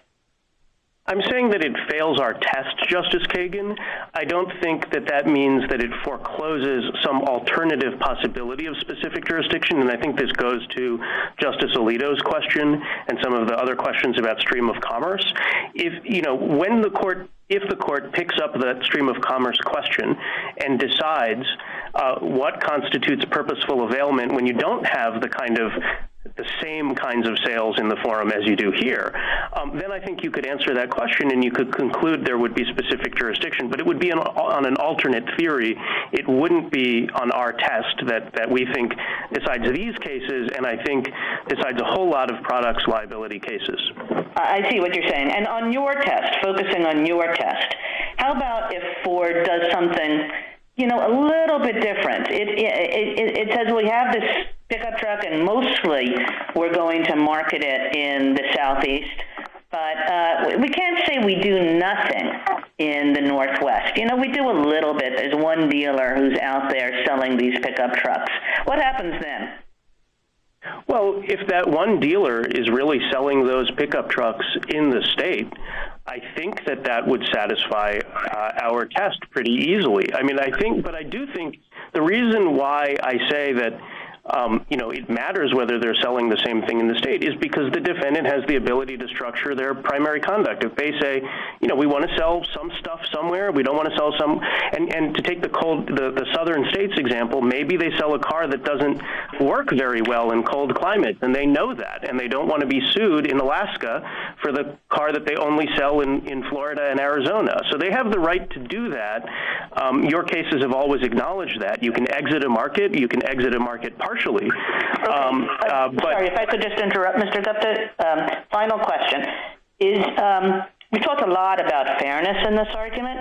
My understanding of our law is that federalism has become an at least equivalent concern in the due process cases as fairness.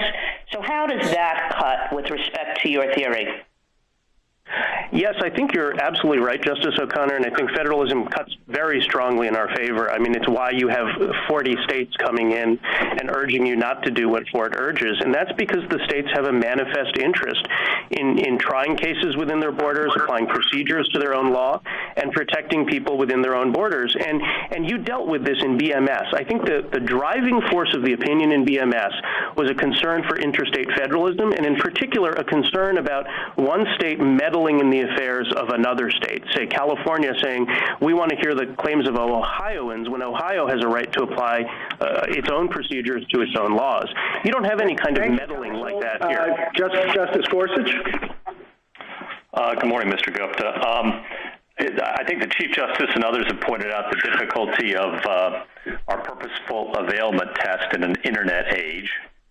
And some of it was cabined by a rise out of when that had some causal link, but now we're blowing past that and we're adorning a relationship. No, I don't think he's called Kagan O'Connor. I think he was citing to an opinion from O'Connor. But let's go back up and check. Oh, he did. Yes, I think you're absolutely right, Justice O'Connor. Oh, I thought he was citing opinion. I didn't even notice it. I think federalism cuts very strongly in our favor. That's hilarious. I didn't even notice it. But yeah, you're right. He did call Kagan Justice O'Connor. That's kind of funny. Oh, poor guy. Poor guy. Oh, man. Oh, all right. Well, never mind. Because I think O'Connor was cited as an opinion at some point. So it was like somewhere in the back of his mind. Well, that O'Connor was cited. Poor guy. That's hilarious. I think she came up at some point. And he's like, yeah, he called him Justice O'Connor. That's funny. All right, let's press on. To mean something more, which I totally understand. And I get your same product test as a limiting way. So I think there are issues there. What if, for example, Ford didn't sell Explorers in Montana, but the part that allegedly failed in the Explorer. They just did mention, like, there's this because this is like the only other tie that you could do to her. Let's see, what was it, the question? There's something there about this too. We'll deviate here just for a second.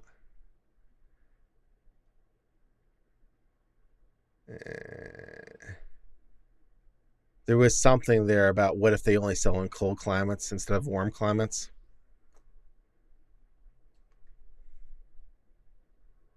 Yeah, from the exchange earlier, and it was Deepak who brought it up. This is like the only other reason that maybe it was on the back of his mind, because he said Deepak, when he was talking to Kagan, said they don't want to be sued in Alaska. They only sell in Florida and Arizona. So maybe his subconscious picked up on Arizona, and that's why he mentioned O'Connor. I don't know, but either way, it's kind of hilarious. All right, that's enough deviation. Let's press on. By your client in Montana is also sold by Ford in lots of other models in Montana. Which is a relevant product? Is it the Explorer or is it the part? And I foresee a lot of difficulties there. All of which, again, takes me back to, at least me, to these first principle questions. We seem to be blurring the line between specific and general jurisdiction. If specific jurisdiction is just fair play, I get that this seems like fair play, but then where is the limiting factor there? Do you have anything about the original meaning of the due process clause that you want to argue here that might provide some helpful guidance? Okay, Justice Gorsuch, that was a lot. We've got the internet, the components, blurring the lines between specific and general and the original meaning. Let me try to take them really quickly. First, on the internet, out there for you to have at it. Thank you. On the internet, again, I just think that is probably the most vexing issue in personal jurisdiction. And I do think if you had a case that was about personal jurisdiction on the internet, you'd have a whole lot of amicus briefs. You would get some sense of the unanticipated consequences. That one. I don't want to waste my time on that. I think. Okay. The component one is, I want to make sure I answer that. I do think that products liability turns on the finished product that's sold, if you think about your Air Liquid case, which was all about that. And I think, again, it has to be objectively discernible. So if there's some component in there, but we don't know that the defendant has made a decision about how it's going to submit itself to the market, I don't think it's a good idea to have. Ford sells this defective component in millions of cars in Montana. Let's say we know that. I would think the next case, you may not be arguing it, but a friend of yours will be here right fast saying that that's the same product. Right. Well, I think the way our test works is the defendant gets to choose how it assembles the product and what it puts out into the world and how it's submitting to the state. So I would say I would not want the test to turn on just the components. I don't think what we're proposing blurs the lines of specific and general at all. I hope it promotes clarity and continues the project that this court has had of separating these two different bases for jurisdiction, because what could be more specific than the place where the person had the injury and the specific make, model, and year of product. And then finally, on original meaning, Justice Gorsuch, I think the framers would have been pretty surprised by a lot of the personal jurisdiction jurisprudence. I think my friend on the other side is asking you to announce a constitutional rule that turns on the first sale of a widget 5 sales ago to somebody else in a state that has no interest in the controversy. I guess I agree with you. I was just curious what you would have us say, but that's okay. I've run out of time. I'm sorry. Thank you. Counsel. Justice Kavanaugh. Thank you, Chief Justice, and welcome back, Mr. Gupta. First of all, can you explain under your test what you think you have to show to satisfy purposeful availment, and then what else you need to show to satisfy relates to, just so I'm clear on those? Sure. Yeah, and this is a feature of the weird way that this case comes to you, where purposeful availment is conceded.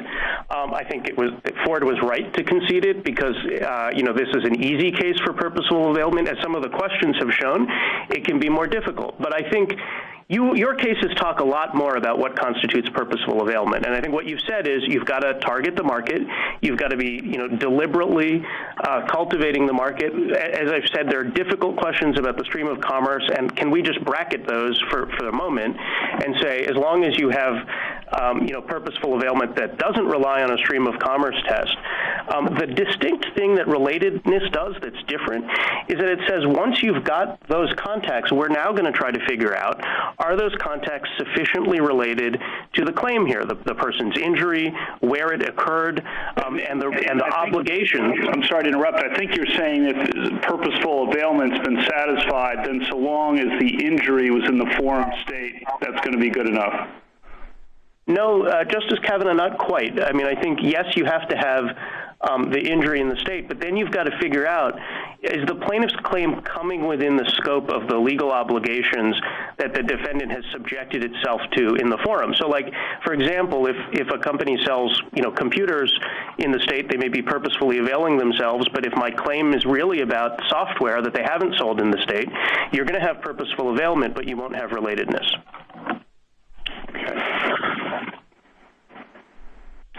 You heard the response to Worldwide Volkswagen. You had emphasized that case quite heavily in your briefs, and you heard the...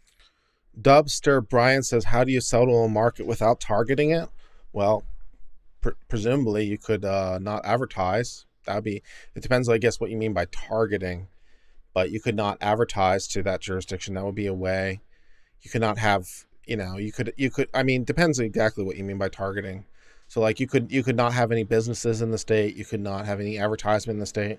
But, for reasons that, whatever, people still buy from you. So you could have a hypothetical world where you'd be selling to a particular market without the company taking any effort to target that market.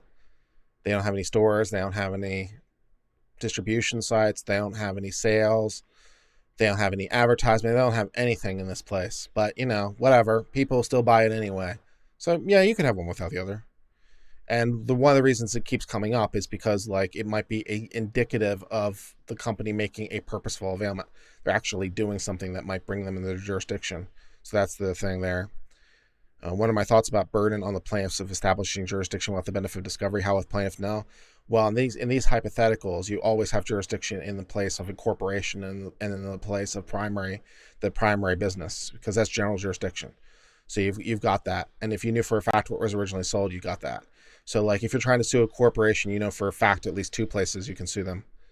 You can sue them in the place of their incorporation, and you can sue them in the place where their main corporate offices are, which are usually distinct. So, yeah, at least one place you can sue them for sure without discovery. Someone you can sue. So there is that, yeah. I suppose there is a related question if you had to sue a whole bunch of different people, but that'd be a little bit weird in a product liability case. It wouldn't be unheard of, but I'm trying to imagine a hypothetical where you'd be able to sue multiple people in a product liability case. And you wouldn't be able to sue them all in the same state. I'm not sure that's 100% possible, because if you could sue the tire manufacturer, even if the tire manufacturer wasn't there, they purposely sold it to Ford, and because they weren't changed, because that's the whole premise of the thing, remember, it hasn't changed since Ford bought it, and so it wasn't changed since you got it from Ford, it wasn't changed since Ford got it, so you should be able to sue them in the place where you can sue Ford because the company made a purposeful availment. So I was trying to think if there's some hypothetical world where you'd have a product liability thing where you'd have to sue multiple different people and it would be in different places. And also at that point, presumably, if you could get to enough damages, we might have a federal diversity jurisdiction issue somewhere. But, that there's you can always sue them in the state where they reside, which is in corporation or their principal places of business. The principal place of business, their corporate offices. The response from the other side, your response to that? Well, I think what that colloquy showed is, it's hard to answer the question on the other side. I think Worldwide Volkswagen had precisely this kind of situation in mind. The reason they did is because Volkswagen and Audi hadn't raised a jurisdictional objection, but there were 4 Audi dealerships in the state, in Oklahoma in 1980, and they were selling these cars. And my friend below, in the courts below, referred to that passage as a description of what would have happened if Audi or Volkswagen had raised this jurisdictional objection. Frankly, I just think everyone has always assumed that that's the easy case. And that's why you've referred to it over and over, that passage, as kind of the paradigmatic example of a specific jurisdiction. And you did so most recently in your unanimous opinion in Goodyear. So I get that, you can say that it's a dicta, but it's very important dicta that's been repeated over and over again, relied on by the lower courts, and reflects kind of a core scenario of specific jurisdiction that I think is satisfied here. Thank you. A minute to wrap up, Mr. Gupta. Thank you. At the end of the day, I think any sensible resolution of these cases is going to have to be grounded in some combination of interstate federalism, fairness to the defendant, predictability, and frankly, common sense. Those are the things that I think the Due Process Clause is trying to accomplish in this area. And I think Ford's approach flunks all 3 tests. When it comes to federalism, they just can't get around the fact that their approach extinguishes the sovereign power of the states that have the greatest interest in cases like this and shuffles it arbitrarily to states that may have no interest, all in the service of a extremely difficult to apply proximate cause inquiry. When it comes to fairness, Ford claims no unfairness if you really press them and if you were to try to explain to the public how this result is grounded in fairness, I think it would be very difficult to do. And finally, their approach would inject tremendous uncertainty and unpredictability into the American litigation system. We urge you to affirm both judgments. Thank you, counsel. 3 minutes, Mr. Murata. Thank you, Your Honor. 3 points I'll make on rebuttal. The first is to administrability. Their relatedness test has no basis in the common law or in the courts below. Consider the questions we pose at page 19 and 20 of the reply brief, and they've been the ones that were discussed today for product sales. Does it have to be the same type of product, the same make and model? Is a similar product sufficient? Does it have to be the same features that are alleged to be defective in the case? Or take advertising, which has been posited as one of the contacts that can create jurisdiction. Does it have to propose a sale of the product directly, mere technical support or warranty support? How about merely raising brand recognition? And how long does this have to take place? 1 year of sales, many years of sales? These are the questions that are going to trouble the lower courts for years if you adopt that test. A causal test, by contrast, has a rich history in the common law, and it's in fact the majority rule in the courts that have applied, that have confronted this question, and they carry out the application of a causal test without any real trouble. And that's because, as this court noted in Lexmark, these are principles that are widely known to judges and can be applied easily, even if there are odd corner cases. And finally, our rule is transsubstantive. you can apply our causal test in all kinds of cases, from contracts to torts to otherwise, whereas respondents' test only at most solves a subset of product cases. The courts have been crying out for a clear rule on arise out of or relate to, and a causal test is the appropriate one. Second, the discussion confirms that respondents' argument is essentially just Bristol-Myers Squibb plus the occurrence of injury in the forum. In other words, a sale of sufficient number of the same product plus the occurrence of the injury.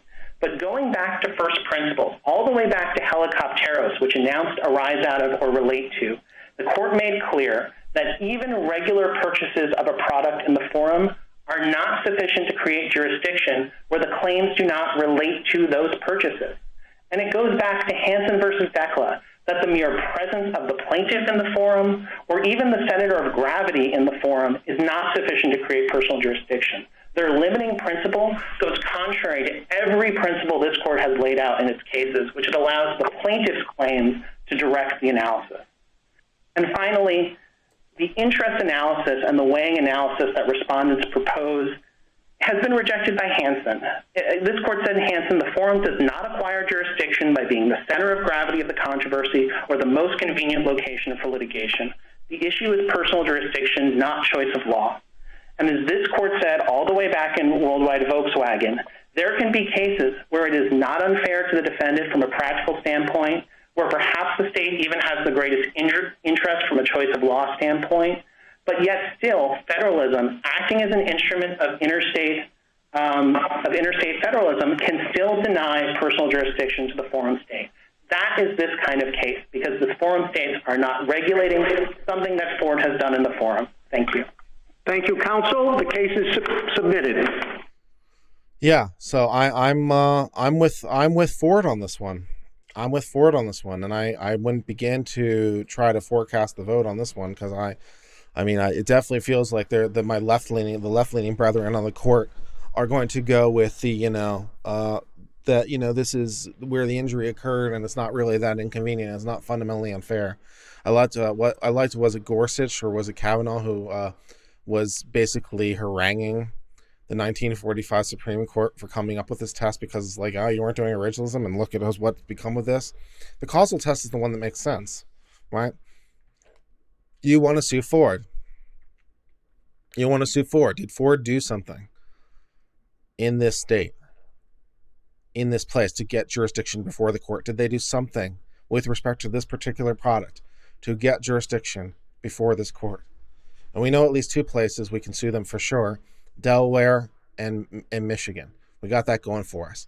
So we don't even have to ask any questions at all, ever. If we want to sue Ford, I know two places for sure we can do it: Delaware and Michigan. Great. That was easy. And then if we want to sue on other states, we might be able to do that depending on exactly what Ford did or did not do with respect to the particular product and or the particular nature of the failure that is there. And they would be able to be sued at least in the place of the first sale of the product. That seems logical because that's purposeful. If Ford worked on the car at some point in some other state, yeah, maybe that might be enough. But just because Ford generally does business in Montana is not doing anything for me. So I'm with the conservatives on this, and I don't know how it's going to come out, but their test makes a lot more sense. It makes a lot more sense under the law. And then we still have to ask questions like proximate cause, and we still have to ask questions like, did they actually do something wrong, and did it cause the problem, and blah, blah, blah. But for the jurisdiction element, yeah, the causal test that Ford proposes makes more sense. And apparently 40 states attorneys generals oppose this, along with Montana. So that's 41. Apparently 41 states disagree with me.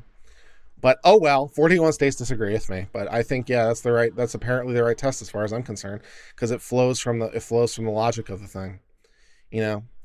Ford may be more convenient for Ford. Ford may be doing a lot of business in that state. They may be sued all the time. They may have lawyers there all the time. But the question isn't like, is it an inconvenience for Ford? And this person who was hurt, they can't afford to go anywhere else. That isn't the question, because we can't think about it in those ways. We can't think about it in those terms. We can't think about it. We have to do justice to rich and poor alike. So we can't ask questions like that, because because then the who's rich and who's poor might flip around depending on the scenario, right?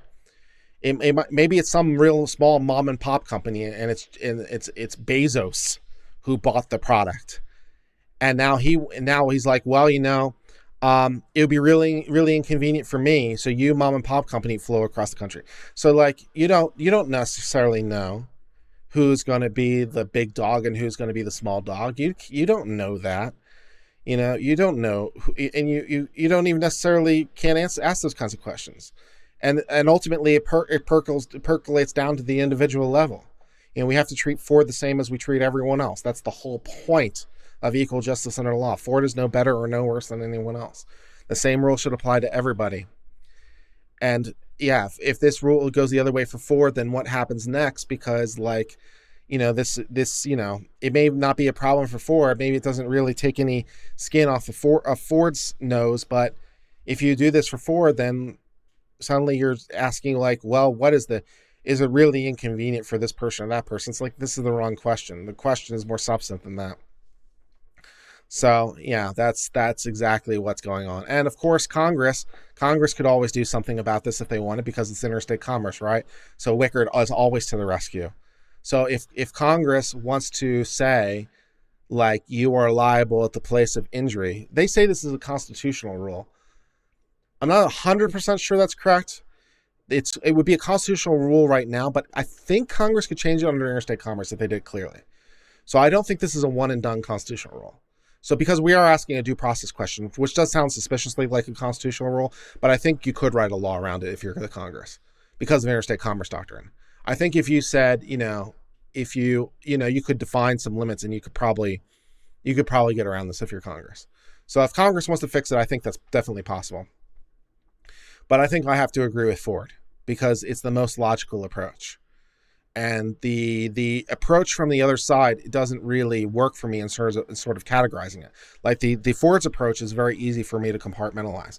It's very easy for me to apply. It's very easy for me to understand. It's very easy for me to figure this out. But their approach is much more nebulous. Maybe you have to wonder if it's enough business or if it's too much business, or if it's the same product. What does it mean to be the same product? Can we do that on multiple crosses of goods? Are we talking about contracts as well as torts? How are we doing this? And his application of that rule in a lot of different contexts, I'm having trouble applying it universally. Ford says this in their conclusion. Our rule, we can apply universally. We can apply it in all contexts and it will be perfectly fine. I'm like, yeah, that makes total logical sense to me. You could also do it by contract agreement. That would be another way to do this. Also, presumably, you might be able to do it by contract in the state that sold it. So maybe they could insist as a contract term that you're agreeing that wherever the product, ultimately causes the injury, you're agreeing to jurisdiction there. They might be able to do that in certain terms. So there's potential remedies around this legislatively.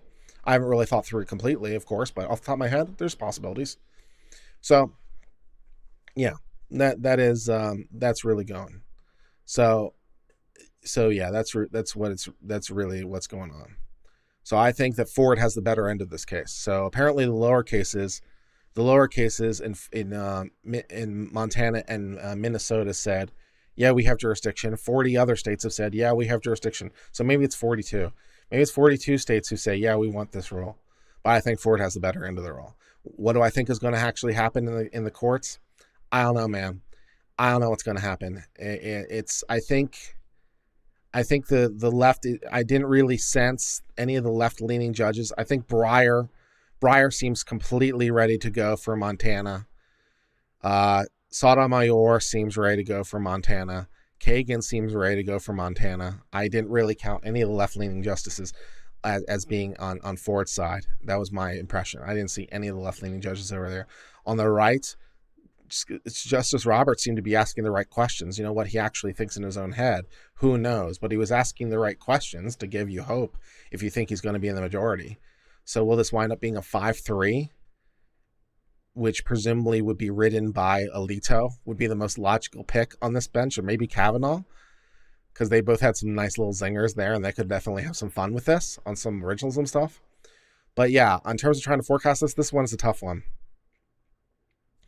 You think Gorsuch is going to be over in Montana? You think Gorsuch is going to side with the left on this one? I didn't really get that impression. I didn't really get the impression that Gorsuch is going to be with the left. Okay. I mean, yeah, fair enough if that's the impression you came up with. Okay. And then that would mean the lower rule would stand non-precedentially. So, you could bring this up in a different context again, which I assume would happen. So the lower decision would stand non-precedentially. It's like the Supreme Court case effectively never happened. So that's what happens in the event of a tie. Of course, then you also have people authoring opinions. So it's not exactly 100% like the court never heard the case, because now you have tea leaves that you can read off of if you are planning further Supreme Court appeals in the future. So you got that going for you. So there's that. Yeah. So hopefully all that was super, super helpful. I hope this was fun. And I hope you had a good time. And thank you to everyone. Thank you to $5 from Nate. Thank you $5 from Zency29. Thank you $4.99 from JDG. What are my... I answered that question about the burden of proof. I don't think it's a problem. And so, yeah, all that good stuff. And thanks to my new members. So I hope you enjoyed this edition of Supreme Court React. I certainly did. If you liked this channel, if you liked this video, if you'd be so kind as to give it a like on your way out, I would appreciate it. If you've not already done so, you can hit the subscribe button and you will help me with the algorithm. And as always, you can hit the join button for 99 cents a month. You too can become an uncivilian and you will be one of the cool kids. Don't you want to be one of the cool kids? You can be for 99 cents a month by hitting the join button. So please do those things. I hope you enjoyed it. Until later, my friends. This is all. Cheers and goodbye.